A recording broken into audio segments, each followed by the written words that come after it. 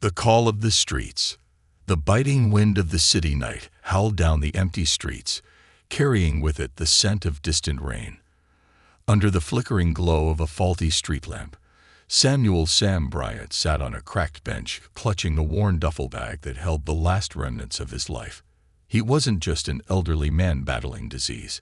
He was a veteran, a survivor of battles both on and off the field, and now, a man staring at the end of his story with nowhere left to turn. Sam had always believed in endurance. His father taught him that strength wasn't in avoiding pain, but facing it head-on. As a young black man growing up in the South, the lessons were as much about survival as they were about life. But tonight, sitting outside the hospital that had just thrown him out, Sam found his faith faltering. Inside his duffel bag, he kept the tokens of a life lived with hope. A photograph of his late wife, Marjorie, her radiant smile frozen in time. A rusting Medal of Honor he'd earned in Korea. And a collection of letters from his estranged children, yellowed with age, but carrying the weight of lost years. The hospital's discharge papers, the latest addition to his belongings, were a stark reminder of his current reality. Stage IV cancer with no means to pay for treatment. The nurse who had delivered the news had tried to be kind, but Sam saw through her forced smile. "I'm sorry, Mr. Bryant," she had said, her voice tinged with genuine regret. "We've done everything we can, but without insurance or payment, we can't continue treatment." Sam had nodded, his pride shielding the storm of emotion inside. "I understand," he'd said, his voice calm. But understanding didn't soften the sting of being escorted out by security, his dignity left behind with the IVs and the beeping monitors. Now, as the hospital lights behind him dimmed in the distance, Sam stared at his hands. They were hands that had built homes, cradled children, and once held Marjorie's in promises of forever. But tonight, they trembled with exhaustion and the cruel weight of being deemed unworthy of care. A car rumbled past, its headlights briefly illuminating the hollow lines of Sam's face. He didn't look up. He didn't have the strength. As the chill seeped deeper into his bones, Sam allowed himself to close his eyes, just for a moment. Imagining he was back in the warmth of his family's small kitchen, Marjorie humming softly as she prepared dinner. His reverie was interrupted by the sound of measured footsteps. The click of polished shoes on the pavement echoed, drawing closer. Sam opened his eyes and saw a man in a tailored navy suit slowing his pace, his sharp features highlighted by the street lamp's failing light. The man stopped a few feet away, studying Sam with a mixture of curiosity and concern. "Are you all right, sir?" the man asked, his voice calm yet authoritative. Sam frowned, unused to strangers caring about his well-being.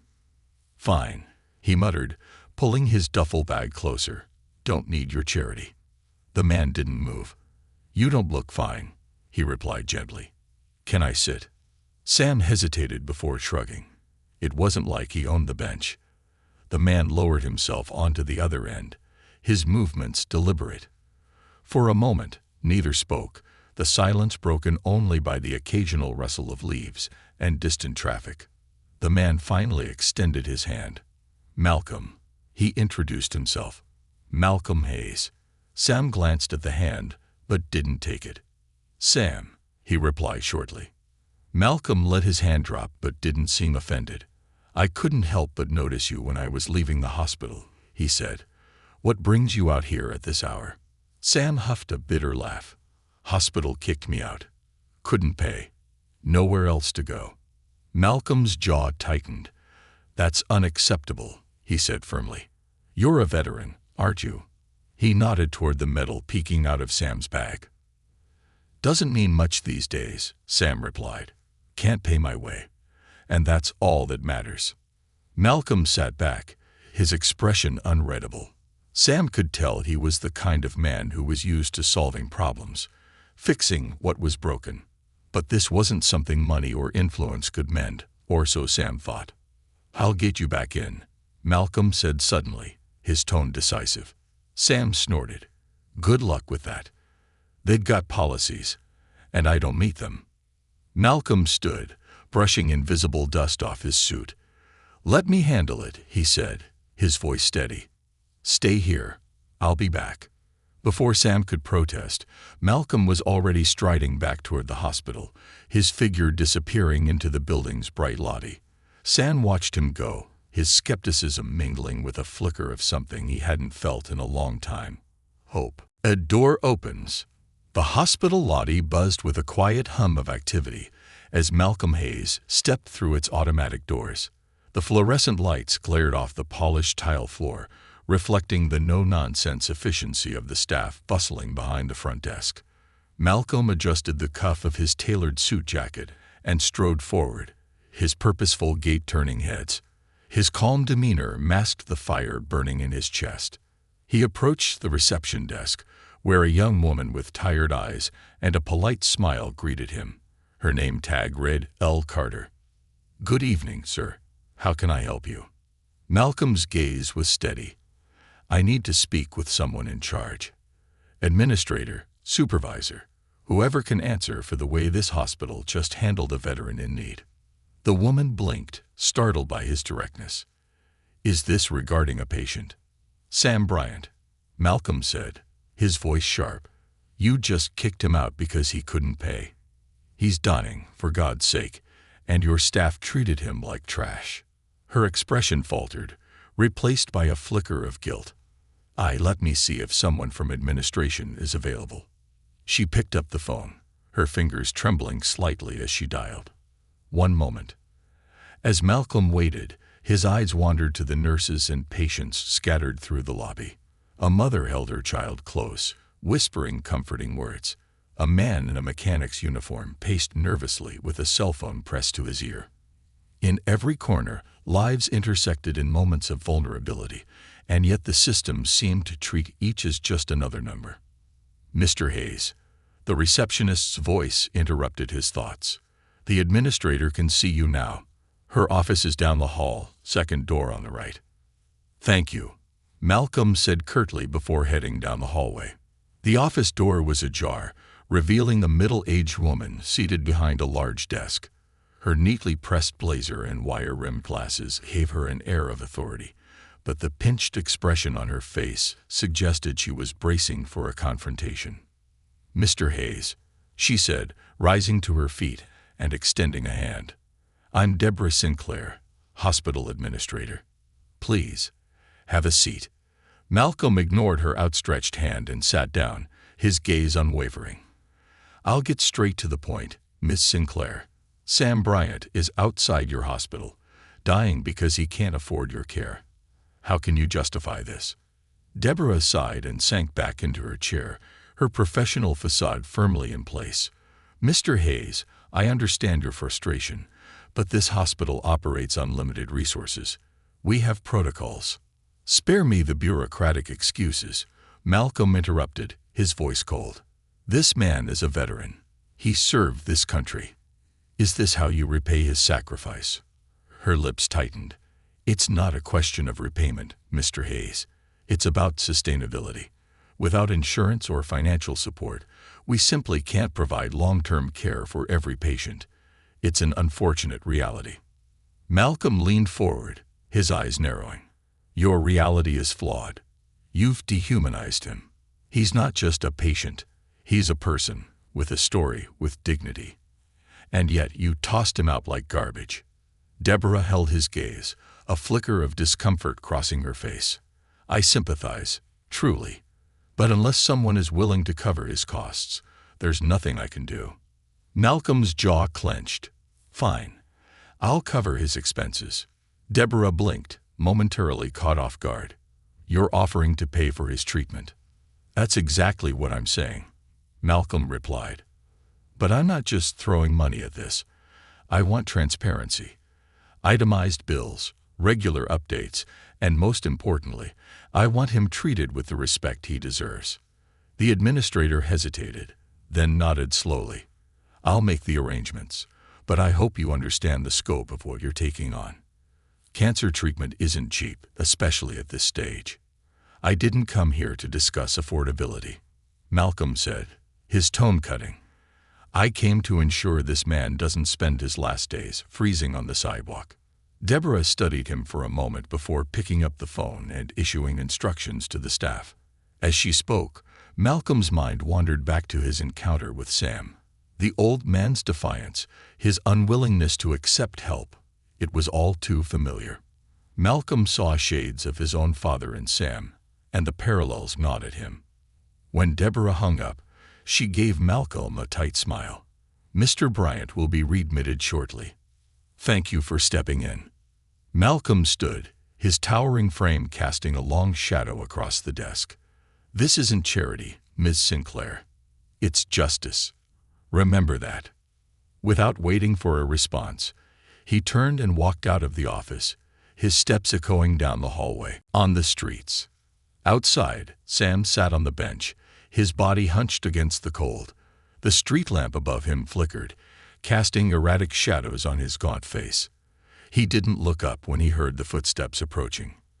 "You're coming back inside," Malcolm announced, standing before him. Sam raised an eyebrow, his lips twitching into a bitter smile. "They suddenly have a change of heart." "No," Malcolm replied. "I forced their hand." Sam shook his head. "I told you, I don't need your charity." "This isn't charity," Malcolm said firmly. "It's what you deserve." For a moment, Sam studied him, his weathered face unreadable. Finally, he sighed and stood, his body trembling with the effort. "You're a stubborn one, aren't you?" "You're not the first to say that," Malcolm replied, his tone softening. He reached for Sam's duffel bag, but the older man waved him off. "I've carried this much on my own," Sam said, his voice laced with pride. "I can carry it a little further." Malcolm didn't argue. Instead, he walked alongside Sam, matching his slow, deliberate pace as they approached the hospital entrance. The automatic doors slid open with a soft hiss, and the warmth of the lobby enveloped them. A nurse hurried over, her expression a mix of relief and unease. "Mr. Bryant, we're ready to admit you." "This way, please." Sam hesitated, glancing at Malcolm. "Why are you doing this?" he asked quietly. "You don't know me." Malcolm met his gaze, his voice steady. "Maybe I see someone I should have helped a long time ago." Sam didn't press further. He allowed the nurse to guide him toward the elevator, his steps slow but resolute.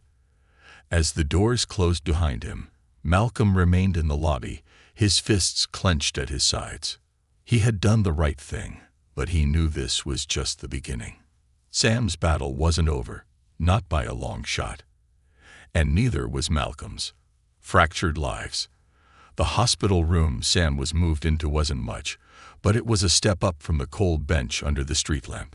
The pale blue walls and the faint hum of medical equipment offered a small semblance of security. Yet, as Sam sat propped against the stiff hospital bed pillows, his expression was guarded. He had spent too many years weathering life's storms alone to feel at ease now. Malcolm stood near the window, his silhouette framed by the city's glowing skyline. He had exchanged his jacket for a more relaxed posture, but the intensity in his gaze remained. Sam watched him from the corner of his eye, the younger man's presence both a comfort and a puzzle. "Still here?" Sam asked gruffly, breaking the silence. "Still here," Malcolm replied, turning to face him. "I'm not going anywhere." Sam huffed, shaking his head. "You don't owe me anything, son."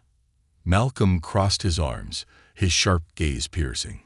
"Maybe I don't, but I think we both know this isn't about owing." The room fell quiet again, the air thick with unspoken truths. Finally, Malcolm pulled the visitor's chair closer and sat down. "Tell me about your family, Sam." The older man stiffened, his eyes narrowing. "Why?" "Because I'm not just here to cover your hospital bills," Malcolm said, his voice firm but not unkind. "I'm here to help you find peace." Sam scoffed. "Peace? That's a luxury I can't afford." "Maybe not," Malcolm countered, "but it's one you deserve." For a long moment, Sam didn't respond. His fingers toyed with the edge of his blanket, the weathered skin a map of his hard-lived life. Finally, he sighed, the sound heavy with regret. "My wife, Marjorie," he began, his voice softening at her name. "She was the best of us. Smart, kind, could see right through me when I tried to act tough. We had 2 kids, Darren and Ava. They were our world." Malcolm leaned forward, listening intently. He could sense the weight behind each word, as if Sam were peeling back layers of armor he had worn for decades. "But after Marjorie passed," Sam continued, his voice faltering, "I didn't know how to be a father without her. She was the glue, kept us all together. Without her, I fell apart." "What happened with Darren and Ava?"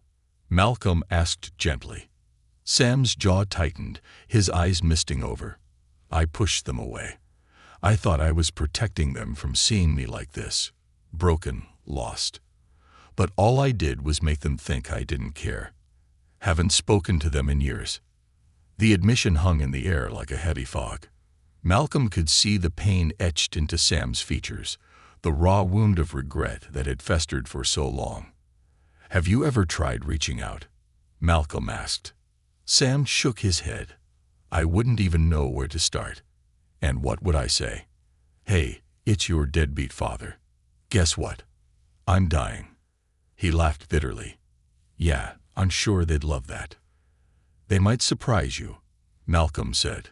"People hold on to love longer than you think, even when it's buried under anger." Sam looked at him skeptically. "You think so? Huh. What makes you the expert?" Malcolm hesitated, the question cutting deeper than Sam could have known. He glanced out the window, the city lights blurring as memories surfaced. "My father," Malcolm said quietly. "Henry Hayes. He was a good man.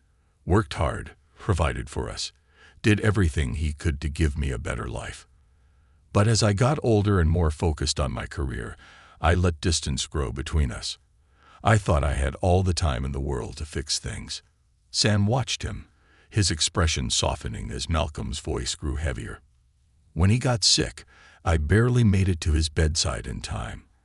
I told myself it was because I was busy, but the truth is, I was scared. Scared of facing the things we'd left unsaid. And now, I lived with the regret of not doing more." The silence that followed was profound, the shared understanding between the 2 men unspoken but undeniable. "You think I've got regrets?" Sam asked after a moment, his tone quieter. "You're right, every damn day. But I wouldn't even know where to find them. Darren and Ava, they've got their own lives now, far away from me." Malcolm leaned forward, determination glinting in his eyes. "Then let me help. I can find them, Sam, but you've got to let me." Sam looked at him, the walls he had spent years building around his heart trembling under the weight of Malcolm's conviction. Finally, he nodded, his voice barely audible. "All right," he said. "Do what you've got to do. The search begins." Later that evening, Malcolm sat in his apartment, his laptop glowing in the dim light of his study. He had already enlisted the help of his assistant, a resourceful woman named Camille who could unearth just about anything with enough time. Together, they began piecing together the puzzle of Darren and Ava Bryant's lives. Darren was easier to trace.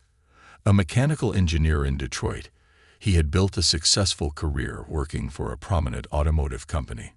His LinkedIn profile revealed a sharp, ambitious man in his late 30s, with no mention of his father or family beyond his professional achievements. Ava, on the other hand, was a teacher in Charlotte, North Carolina. Her social media accounts were peppered with photos of her students and snapshots of her smiling with friends. But like her brother, there were no visible ties to Sam. Malcolm stared at their profiles, his mind racing. These were 2 people who had built lives of their own, far removed from their father's struggles. But Malcolm knew that the scars of the past didn't simply fade. They lingered, shaping every decision, every relationship. "Are you sure about this?" Camille asked over the phone, her voice cautious. "It's one thing to find them, but reaching out, that's a whole other ballgame."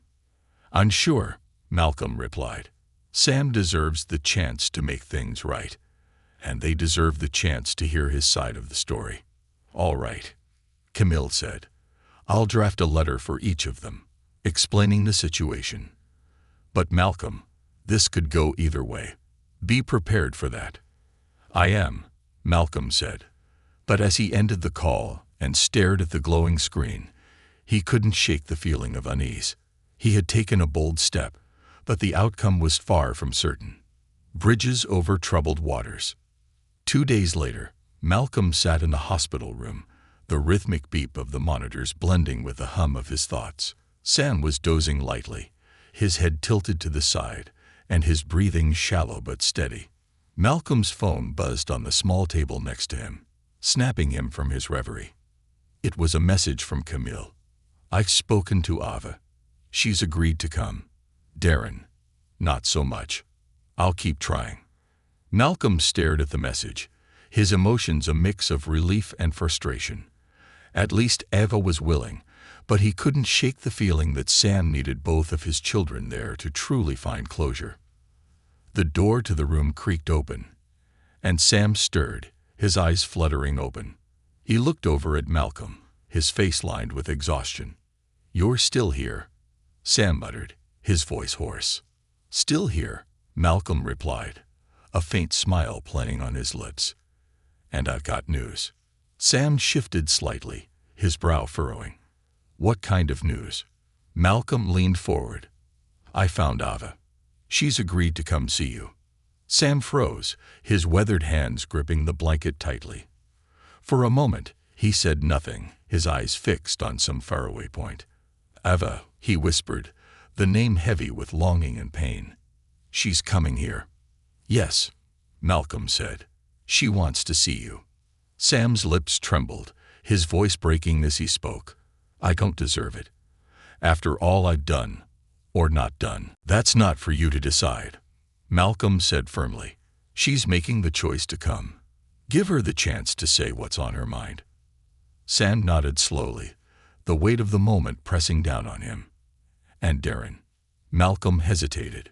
Not yet. He's resistant. Sam's face fell, and he let out a heavy sigh. Can't say I blame him. That boy was always the one who took things harder. Marjorie used to say he felt too much, wore his heart on his sleeve. I broke that heart more times than I can count. It's not over yet, Malcolm said. We'll keep trying. A daughter's return. Ava arrived the next morning. The sound of her footsteps echoed down the hallway as Malcolm stood outside Sam's room, waiting to meet her. She was smaller than Malcolm expected, her frame slight but her presence commanding. Her hair was pulled into a tight bun, and her eyes, large, brown, and filled with a mixture of apprehension and determination, met his as she approached. Malcolm Hayes, she asked, her voice steady but tinged with nervousness. That's me, Malcolm said, extending a hand. You must be Ava. She shook his hand briefly, her grip firm. Thank you for reaching out. I don't know if I should be here, but I had to come. You're doing the right thing, Malcolm said. He's been waiting for this. Ava nodded, her gaze flickering to the door. She took a deep breath, steeling herself before stepping inside. Sam was awake, his frail body propped up against the pillows. When he saw Ava, his breath hitched, and for a moment the room seemed to freeze. Ava, he said, his voice barely above a whisper. Dad, she replied, her tone guarded. She stood at the foot of the bed, her arms crossed tightly over her chest. Sam's eyes filled with tears as he reached out a trembling hand. You came. I did, Ava said, her voice softening just a fraction. I didn't know if I should, but I couldn't ignore the call. Sam's hand dropped to his lap, and he looked down, shame etched into every line of his face. I'm sorry, he said, the words tumbling out in a rush. For everything. For leaving you and Darren. For not being the father you deserved. I thought I was protecting you by staying away. But all I did was hurt you. Ava's eyes glistened, but she didn't cry. You left us, she said, her voice trembling. After Mom died, you disappeared. We needed you, Dad. I needed you. I know, Sam said, his voice cracking, and I'll regret it for the rest of my life. But I loved you and Darren more than anything. I just didn't know how to show it. Ava took a step closer, her resolve faltering as she saw the pain in her father's eyes. We were so angry, she said, but we never stopped loving you. I never stopped hoping you'd come back. Sam reached for her hand, and this time she didn't pull away. She let him hold it, his grip weak but full of emotion. I don't deserve your forgiveness, he said, but I'm so grateful you're here. Ava nodded, tears finally spilling down her cheeks. I'm here, Dad. I'm here. Malcolm watched from the doorway, his chest tightening at the sight. He had seen fractured relationships before, but witnessing a bridge slowly rebuild was something else entirely. It gave him hope, for Sam, for Ava, and maybe even for Darren, a reluctant son. Later that evening, Malcolm sat in his apartment, phone in hand. He had called Darren twice with no answer, but he wasn't ready to give up. He dialed again, and this time, the line clicked. Malcolm Hayes, Darren said, his voice cold. What do you want? I want you to reconsider, Malcolm said, keeping his tone calm. Your father needs you. My father, Darren said bitterly, stopped being a father the day he walked out on us. I understand why you're angry, Malcolm said. But anger won't give you the closure you need. He's dying, Darren. This is your chance to say what you need to say. There was silence on the other end. And for a moment, Malcolm thought Darren had hung up. Then, a heavy sigh. What makes you think he even wants to hear from me? He does, Malcolm said firmly. He regrets everything, Darren, and he spent years carrying that guilt. Darren let out a bitter laugh. Good, let him carry it. You'll regret this, Malcolm said quietly. Maybe not now, but someday you'll wish you had this moment back. Darren didn't respond, and after a long pause, he hung up. Malcolm sighed, setting the phone down. He wasn't sure if Darren would come around, but he hoped that the seed of doubt had been planted, that maybe, just maybe, Darren would find his way back to his father before it was too late. The stubborn bond of blood. It was the third day since Ava's arrival. Her visits with Sam had become a routine of quiet conversations and shared memories, but a shadow still lingered over the hospital room. Sam tried to hide his disappointment, but Malcolm could see it etched into his face every time Darren's name came up. Darren hadn't called back. He hadn't sent a message. Malcolm knew the man's stubbornness was born from years of unresolved pain, but time was running out, and that realization gnawed at him. Darren's a hard-headed one, Sam said softly, breaking the silence as Malcolm sat by his bedside. Ava had gone out to get some coffee, leaving the two men alone. Always has been, even as a kid. Marjorie used to say he was like me. Maybe that's why we clashed so much. Maybe, Malcolm replied, his gaze steady. But you still love him, don't you? Of course I do, Sam said, his voice firm despite the rest. He's my son. Always will be, no matter how much I messed up. Malcolm leaned back, the wheels in his mind turning. What if I went to him? Sam frowned. What do you mean? I mean, what if I flew out to Detroit and talked to him in person? Malcolm said. Sometimes words hit different when you're face to face. Sam shook his head. You've done enough, Malcolm. You've got your own life to live.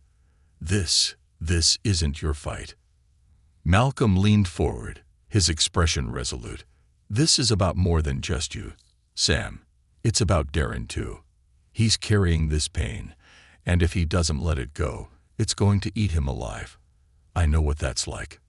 Sam studied him, his weathered face thoughtful. Finally, he sighed. If you think it'll help, go ahead. But don't push him too hard. He's got a temper, just like his old man. Malcolm nodded. I'll leave tonight. The journey to Detroit. Malcolm landed in Detroit late that evening. The city welcomed him with its cold winter winds and the soft glow of streetlights reflecting off icy sidewalks. He rented a car and drove to the address Camille had found, a modest suburban home nestled in a quiet neighborhood. Darren's house was simple but well-maintained. The porch light was on, casting a warm glow over the snow-dusted steps. Malcolm took a deep breath and knocked on the door. It took a moment, but the door finally opened, revealing Darren. He was tall, broad-shouldered, and carried himself with the same defiant energy Malcolm had expected. His dark eyes narrowed as he recognized Malcolm. "You've got some nerve," Darren said, his voice cold. "Flying all the way here for this." "I'm not here to argue," Malcolm said evenly. "I'm here because your father doesn't have much time, and I think you'll regret not seeing him." Darren crossed his arms, leaning against the doorframe. "Regret? You think I don't already regret enough? I regret needing him when I was a kid. I regret waiting for him to come back after Mom died. I regret hoping he'd care." Malcolm nodded, letting Darren vent. "You have every right to feel that way," he said. "But have you ever asked yourself why he left?" Darren frowned, his posture stiffening. "What difference does it make? He left. That's all I need to know." "It makes every difference," Malcolm said firmly. "Sam didn't leave because he stopped loving you. He left because he didn't know how to cope. He thought he was protecting you by staying away. But he realizes now how much he hurt you and Ava. That's why he's been carrying this guilt for years." Darren's jaw tightened, his eyes betraying a flicker of uncertainty. "Why are you even doing this? What's he to you?" Malcolm sighed. "He's someone who reminds me of my own father. Someone who made mistakes but deserves a chance to make amends. And honestly, he doesn't have much time left. If you wait too long, Darren, you won't get another chance." For a moment, Darren said nothing. The wind howled softly, carrying with it the weight of unspoken words. Finally, he exhaled and stepped back. "Come in," he said, his tone begrudging. Malcolm entered, noting the neatness of the space. Family photos adorned the walls, but none of them featured Sam. Darren gestured to the couch, and Malcolm sat down. "What do you want me to do?" Darren asked, his voice quieter now. "Go see him," Malcolm said. "Talk to him. Say what you need to say, even if it's hard. Trust me, you'll feel better knowing you tried." Darren rubbed the back of his neck, the tension in his shoulders evident. "I don't know if I can." "You can," Malcolm said. "You just have to decide if you're willing to." Darren's eyes lingered on the floor for a long time. Finally, he nodded. "I'll think about it." The call that changed everything. 2 days later, back in the hospital, Malcolm sat beside Sam, who had grown noticeably weaker. Ava was reading aloud from one of Sam's old favorite books, her voice soft and steady, when Malcolm's phone buzzed. He excused himself and stepped into the hallway to answer. "Malcolm Hayes," he said. "It's Darren," came the voice on the other end. "I'm coming." Relief washed over Malcolm like a wave. "Good. He'll be glad to see you." "Don't think this means everything's fine," Darren said, his tone guarded. "I'm doing this for closure, not forgiveness." "That's all anyone can ask," Malcolm replied. "When can we expect you?" "Tomorrow," Darren said. "First flight out." As the call ended, Malcolm leaned against the wall, a small smile tugging at his lips. For the first time in days, he felt a glimmer of hope. Darren was coming. And perhaps in that reunion, there would be a chance for healing. Not just for Sam, but for all of them. The morning was heavy with anticipation. The hospital room was bathed in muted sunlight filtering through half-closed blinds, and the usual hum of monitors was the only sound as Ava sat by Sam's side. She had been there all night, refusing to leave, her hand resting lightly on her father's frail one. Sam stirred, his eyelids fluttering open. His gaze landed on Ava, and a faint smile touched his lips. "You're still here." "Always," Ava said, her voice warm but tinged with exhaustion. "I'm not going anywhere."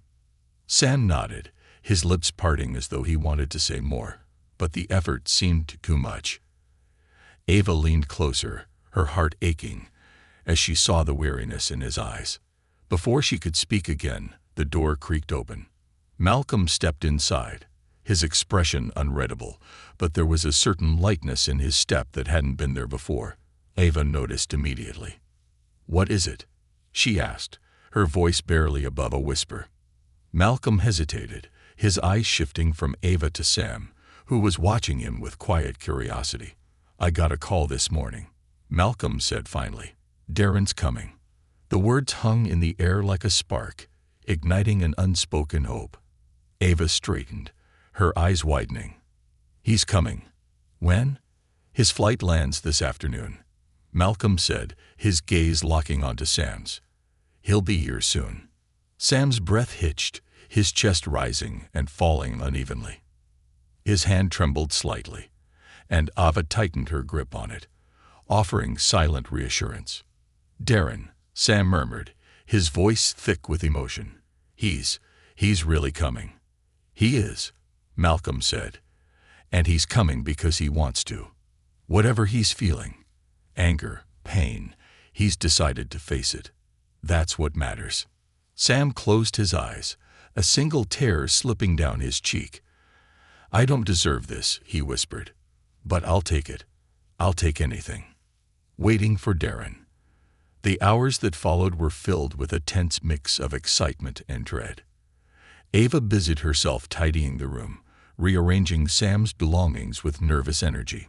Malcolm alternated between pacing the hallway and sitting by Sam's side, offering quiet words of encouragement. Sam, for his part, seemed lost in thought. His hands rested on the blanket, his fingers occasionally twitching as though they remembered a time when they were strong and steady. "What if he hates me?" Sam asked suddenly, his voice breaking the silence. Malcolm, seated nearby, leaned forward.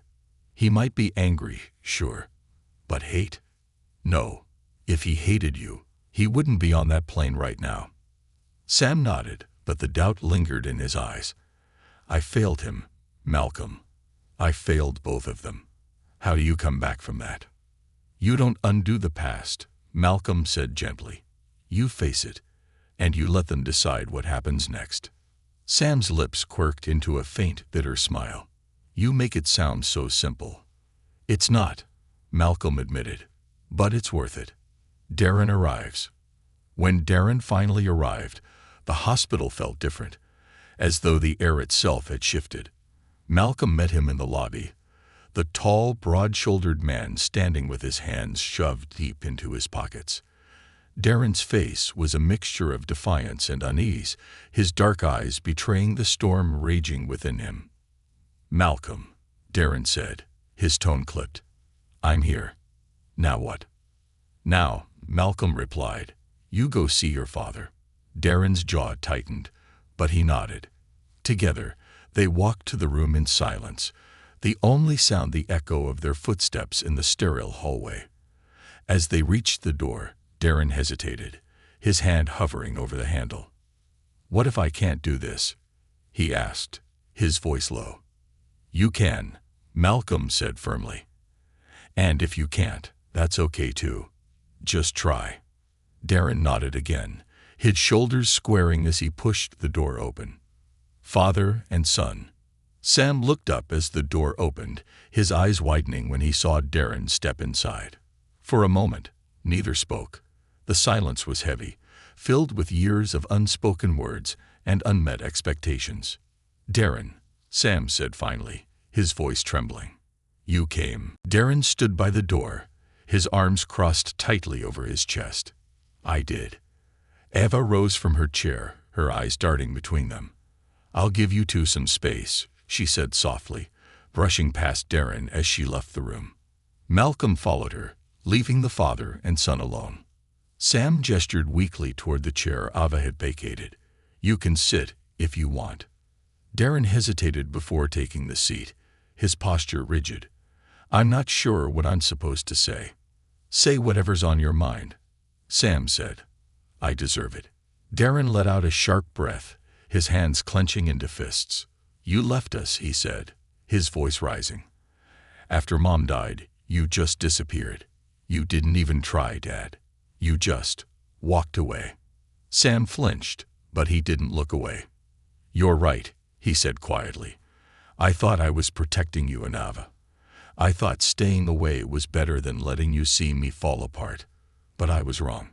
I see that now." Darren's jaw tightened, his eyes glistening. "Do you have any idea how much that hurt? How many times I waited for you to call, to show up, to prove that we still mattered?" "I do," Sam said, his voice breaking. "And I hate myself for it every single day. I let you down, Darren. I let everyone down." The raw honesty in Sam's voice seemed to crack something in Darren. He leaned forward, his hands trembling. "Why now?" he asked. "Why are you trying to fix this now, when it's too late?" "Because it's all I've got left," Sam said. "I know I can't make up for what I did, but I don't want to leave this world without telling you how much I love you. You and Ava. You were my everything. I just didn't know how to show it." Darren stared at him, the anger in his expression softening into something more complex. He wiped at his eyes, his voice quieter now. "You hurt us, Dad, but we never stopped wanting you back." Sam reached out a trembling hand, and after a long moment, Darren took it. The silence that followed wasn't empty. It was full of all the words they couldn't say, all the emotions too big to express. Outside the room, Malcolm and Ava exchanged a glance. Ava's eyes were damp, but she smiled, a hint of hope flickering in her expression. "Think they'll be okay?" Ava asked. "They'll figure it out," Malcolm said. "They have to." Redemption and farewell. The days following Darren's arrival felt like a quiet storm finally beginning to settle. The hospital room, once filled with the tense silence of unspoken regrets, had become a sanctuary of reconciliation. Sam, though weaker with each passing day, seemed lighter in spirit, as though the weight of decades of guilt was beginning to lift. Darren and Ava alternated shifts by their father's bedside. They talked, not just about the past, but about their lives. Darren's work in engineering, Ava's stories from her classroom, and the countless little moments they had missed sharing with him. They laughed at memories of their mother, Marjorie, and even found humor in some of Sam's stubborn antics. Malcolm, true to his word, stayed close, ensuring every detail of Sam's care was handled with precision and respect. He had grown to feel like part of the family, his quiet strength a steadying force for all of them. A father's final wish. One evening, as the room was bathed in the soft glow of a single lamp, Sam motioned for both of his children to come closer. His voice was faint but steady, carrying the urgency of a man who knew his time was short. "I need to say something," he began, his eyes moving between Darren and Ava. "To both of you."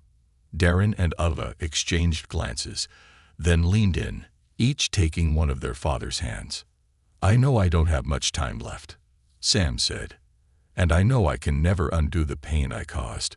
But seeing you both here, together, it's more than I ever thought I'd get. I want you to promise me something."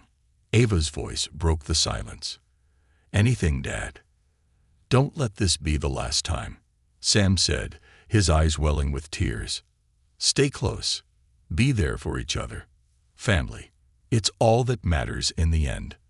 Darren's jaw tightened, his own tears threatening to spill. "We promise," he said, his voice rough. "We'll stick together. For you. For Mom." Sam nodded, his face softening into a peaceful smile. "That's all I could ever ask." Malcolm's reflection. Outside the room, Malcolm stood by the window, staring out at the city lights. He had seen families break under the weight of pride and pain, but he had also seen them rebuild. Sam's family was doing the latter, and it filled Malcolm with a sense of purpose he hadn't felt in years. Angela, Malcolm's wife, had called earlier that day. She had heard the entire story and encouraged him to stay as long as he was needed. "You're doing something important," she had said. "Not just for them, but for yourself." Angela's words resonated with him now as he watched the flicker of life slowly fade from Sam's frail frame. He thought of his own father, the unresolved conversations, the distance he could never bridge. But this, helping Sam, Darren, and Ava find peace felt like a small way to honor his father's memory. The final goodbye. The morning of Sam's passing was quiet and serene. Darren and Eva were both there, each holding one of his hands.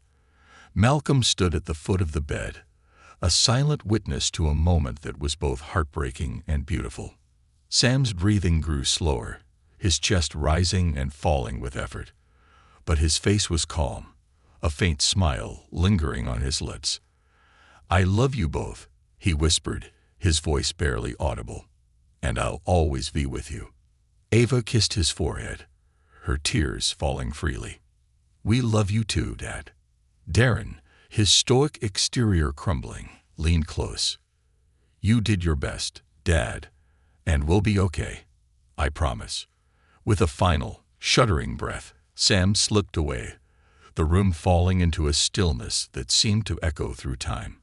Ava sobbed quietly, her head resting on Darren's shoulder, while Darren held her close, his own tears streaming down his face. Malcolm stepped forward, his hand resting gently on Darren's shoulder. "He's at peace now," he said softly. Darren nodded, his throat too tight to speak. The legacy left behind. The days after Sam's passing were a blur of arrangements and quiet reflection. Malcolm made sure every detail of Sam's funeral was handled with dignity, ensuring that the veteran who had lived through so much was honored appropriately. The service was simple but poignant, attended by a small group of friends, hospital staff, and a few veterans from Sam's past. Malcolm, Ava, and Darren sat in the front row, united in their grief and their shared determination to honor the man who had fought so hard for redemption. During the eulogy, Darren spoke. His voice was steady, though his emotions were raw. "My father wasn't perfect," he began. "He made mistakes, but he also taught us that it's never too late to try to make things right.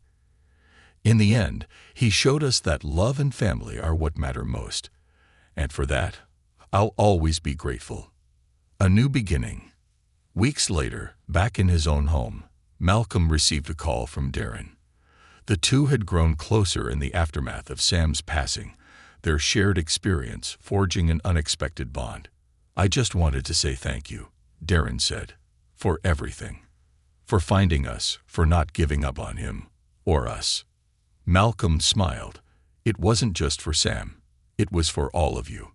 And maybe a little for me too." Ava's voice chimed in from the background. "Your family now, Malcolm. Don't be a stranger." Malcolm chuckled, his heart lighter than it had been in years. "I won't." As he hung up, Malcolm sat back, gazing out at the setting sun. He thought of Sam, of Henry, of all the fractured families he had encountered in his life. And for the first time, he felt a quiet sense of peace. Because sometimes, even in the face of loss, love had the power to heal, and that was a legacy worth fighting for. The small hospice chapel was filled with the soft murmur of voices as friends, hospital staff, and a few fellow veterans gathered to pay their respects. Sam's life had not been easy, but his passing had brought people together in a way that reflected his journey, a mix of hardship, healing, and hope. The service began with a moment of silence, the room filled with the quiet weight of reflection. A framed photograph of Sam, taken in his younger days, stood on a small table near the altar, alongside his folded flag and the medal he had carried in his duffel bag. Ava, standing at the podium, took a deep breath before she began. Her voice was steady, though her hands trembled slightly. "My father was a complicated man," she said, her eyes scanning the room. "He made mistakes, and he carried those mistakes with him for a long time. But in the end, he taught us something invaluable, that it's never too late to try to make things right." Her voice softened as she continued. "My dad wasn't perfect, but he loved us, even when he didn't know how to show it. And in his final days, he reminded Darren and me of the importance of family, of forgiveness, and of holding on to the people you love." She paused, her gaze falling to the flag. "He wasn't just a veteran, a father, or a husband. He was a man who fought to find peace in himself, and I'm proud of him for that." The room was silent as she stepped down, her tears finally spilling over as Darren pulled her into a hug. Darren's farewell. Darren stepped forward next, his tall frame slightly hunched as though weighed down by the moment. He adjusted the microphone, his hands gripping the edges of the podium. "My dad wasn't there when I needed him the most," he began, his voice rough. "For a long time, I let that define how I saw him. I let the anger build up because it was easier than admitting how much it hurt." He exhaled deeply, his shoulders relaxing slightly. "But these past few days, I saw a side of him I hadn't seen before. A man who was trying, really trying, to make amends. A man who wasn't running anymore." Darren's voice broke slightly as he looked at the photograph of his father. "I'm still angry. I'm still hurt. But I'm also grateful. Grateful that he gave us the chance to talk. To be a family again, even if it was just for a little while." He stepped down, his face wet with tears, and returned to his seat beside Ava. Malcolm's parting words. When the minister invited anyone else to speak, Malcolm found himself rising. He hadn't planned to say anything, but as he walked to the podium, the words seemed to come naturally. "I didn't know Sam Bryant for very long," he began, his voice calm but resonant. "But in the short time I did, he left a mark on me that I'll carry for the rest of my life." He looked out at the faces in the crowd, at Ava and Darren sitting together. Sam was a man who carried his burdens silently, who tried to bear the weight of his mistakes on his own. But what I learned from him, and from his family, is that no one should have to carry those burdens alone. Malcolm's gaze returned to the photograph. Sam reminded me of my own father in a lot of ways, and helping him reconnect with his family felt like a way to honor my father's memory. I'll always be grateful to Sam for that. He stepped down, nodding to Ava and Darren as he passed them. They both smiled faintly, their expressions filled with gratitude. A quiet goodbye. After the service, Malcolm lingered near the chapel doors, watching as people slowly filed out. Ava and Darren approached him, their faces a mixture of sadness and peace. "You've done more for us than we could ever repay," Ava said, her voice trembling with emotion. "Thank you." "You don't owe me anything," Malcolm said, shaking his head. "Sam did the hard part. He opened his heart.